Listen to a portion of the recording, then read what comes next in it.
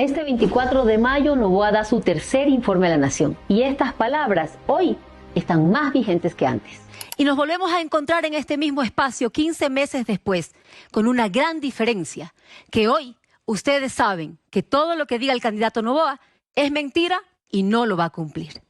La mayoría de las veces que Noboa le habla al país, miente, manipula la información o es impreciso. Entonces, una es la historia que Noboa nos contará mañana en su informe a la Nación y otra, la que nosotros vivimos en nuestros barrios, calles, ciudades, en donde cada día vemos o escuchamos de algún robo, asesinato, vacuna, desempleo, cierre de negocios y hasta migración. Hablemos de la gestión de los recursos y, por lo tanto, de la inacción del gobierno. De los 385 millones de dólares destinados para inversión en este año, apenas han utilizado 33 millones, es decir, la tercera parte de lo que deberían en el primer cuatrimestre. Pese a la consulta popular, aumento de penas y el aumento de los 3 puntos del IVA para seguridad que le representan al gobierno más de 2.500 millones de dólares adicionales, en 2025 la tasa de homicidios fue de 51 por cada 100.000 habitantes. 6 de las ciudades más violentas del mundo están en nuestra patria. Nuestro país es por tercer año consecutivo el más violento de la región. Ahora, seguridad no es solo hablar de armamento, del combate policial y militar contra el crimen, sino también de la construcción de la paz. 40% de la población carcelaria son jóvenes entre 18 y 29 años, que además la gran mayoría no pudo graduarse del colegio. Estas cifras revelan una realidad dramática. Nuestro país está perdiendo una generación entera, mientras miles de jóvenes mueren víctimas de la violencia, otros terminan absorbidos por el crimen. La única solución es una política de seguridad integral. Los ecuatorianos no merecemos ni queremos un país de cárceles y cementerios. Soñamos con un país que genere empleo, industria, turismo, deporte, cultura, que construyamos escuelas, universidades, hospitales, carreteras, oportunidades para todos. Y solo así construiremos un país de paz. A este gobierno no le interesa la salud. Una es la historia que nos contarán en este tercer informe a la Nación y otra la que realmente vivimos los ecuatorianos. Hablar de salud en nuestro país es hablar del abandono a la madre que lleva a un hijo enfermo en sus brazos, que escucha su llanto mientras implora que lo atiendan, que lo salven, para que de la forma más inhumana terminen entregándoselo sin vida en una caja de cartón. Es hablar de los enfermos renales que mueren por falta de pago a las dializadoras, de los enfermos de cáncer y muchos más casos. Es hablar del gobierno indolente que invierte menos en donde más se necesita. Mientras el año pasado, para este mismo periodo, el gobierno invirtió 56 millones de dólares en la compra de medicamentos, en este año ha invertido apenas 35 millones. Es decir, se redujo la inversión en un 37%. Es más preocupante la inversión en insumos y dispositivos médicos, que pasó de 71 millones el año pasado a apenas 22 millones este año, es decir, se redujo en casi 70% la inversión. Y así es como vemos hospitales sin medicinas, sin siquiera gasas o guantes, sin alimentación para pacientes, pero además sin servicio de limpieza que pone en riesgo la vida de los mismos pacientes y personal médico. Mientras todo esto pasa, para este año ya han despedido 300 profesionales de la salud y se prevé que llegará a 1.200. Insisto, este gobierno invierte menos donde más se necesita y esto solo pasa por la ausencia de voluntad política. No les interesa invertir en la vida.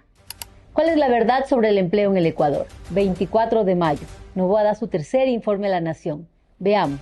El empleo es mucho más que el desempeño de una actividad laboral. Es la construcción de la dignidad, de la autoestima, de la valoración, de sentirse realizado como persona. Es el medio para sacar adelante a la familia. Por eso, no hablamos de cualquier empleo, sino del empleo digno y adecuado. Sin embargo, en nuestro país, el empleo adecuado, aquel con contrato formal, afiliación al IES y al menos el salario básico, sigue estancado. Se mantiene prácticamente en el nivel que estuvo cuando salíamos de la pandemia, es decir, son 5 años perdidos sin que el gobierno dé señales de mejora en la creación de empleo. Actualmente, 6 de cada 10 trabajadores se encuentran en el sector informal. Trabajan en condiciones precarias, atrapados entre la incertidumbre y la inestabilidad. Y esto ocurre por la falta de oportunidades. Oportunidades que el Estado tiene la obligación de crear y que para este gobierno solo ha significado otra promesa incumplida. No se puede hablar de recuperación económica cuando la mayoría de las familias sigue lejos de poder cubrir sus necesidades, cuando los jóvenes no encuentran empleo adecuado y cuando emprender se ha vuelto un acto de resistencia frente a la inseguridad, la falta de crédito y el alto costo de la vida que se profundiza con el constante aumento del precio de los combustibles, principalmente la gasolina extra y ecopaís, que es la que consume la clase trabajadora, el diésel, que impacta sobre el sector productivo, pesquero, agropecuario, industrial y mucho más. Nuestro país tiene los recursos, tiene el talento, tiene la gente trabajadora y digna para construir un futuro mucho mejor. No nos falta capacidad, nos falta un gobierno que esté a la altura de lo que nuestro país merece. El pueblo ecuatoriano es mucho pueblo para tan poco gobierno. Hablemos de corrupción y recordemos estas palabras. Cuando no hay corrupción, el dinero sí alcanza. Y entonces, reflexionemos, ¿cómo es que antes el dinero alcanzó para hacer carreteras, hospitales, escuelas, universidades, becas, vivienda, centros de salud, UPCs, equipar a la policía y a las Fuerzas Armadas, pagar a las alcaldías y prefecturas y muchísimo más? Y hoy ni siquiera alcanza para dar mantenimiento a las obras que les dejamos hechas. Y tomando las palabras de Noboa, hablemos de corrupción, porque claramente no está alcanzando. Veamos un caso de tantos. Progen. Fiscalía está investigando, pero resulta que en su mayoría ha vinculado a funcionarios operativos y técnicos. Pero ¿qué pasa con todos los que realmente tomaron las decisiones? Veamos. Algunos técnicos de mediano y bajo rango de Selec y Termopichincha han empezado a revelar a través de sus abogados cómo fueron las negociaciones con Progen, que según lo escuchado en la audiencia siempre fue un proceso dirigido a nivel de ministerio, gerencia de Selec y Termopichincha, y que desde esas jefaturas obligaron a los miembros de las comisiones técnicas, hoy procesados, a la firma de informes falsos para concretar el pago millonario anticipado a Progen. Eso se demostrará con emails como este, en el que Fabián Calero, gerente de Selec, siempre informó a Roberto Luque, su asesor Peter Dreher y su director jurídico José de Oliveira, hasta los términos de referencia que se preparaban para las contrataciones. ¿Sabían ustedes que Roberto Luque e Inés Manzano, como ministros de Energía y Minas, cada uno en su periodo, presidieron el directorio de Selec y no son investigados?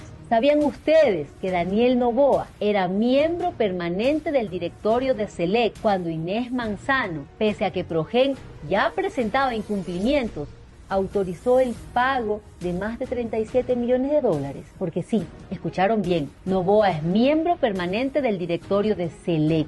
Entonces, ahí se entiende por qué la Asamblea Nacional, controlada por ADN, no permite que se fiscalice a los involucrados en el caso Progen. Y obviamente la Fiscalía tampoco. Indigna, porque ahí están los recursos para seguridad, para las obras, para comprar las medicinas, para arreglar las escuelas, para las becas, para las carreteras. Ante esto, no podemos callar. Debemos exigir que los responsables caigan. Mantenemos la fe y la esperanza de alcanzar días mejores. Pero hoy más que nunca, se requiere de las voces de todos los ecuatorianos, unidas para exigir que se respete y se cumplan nuestros derechos.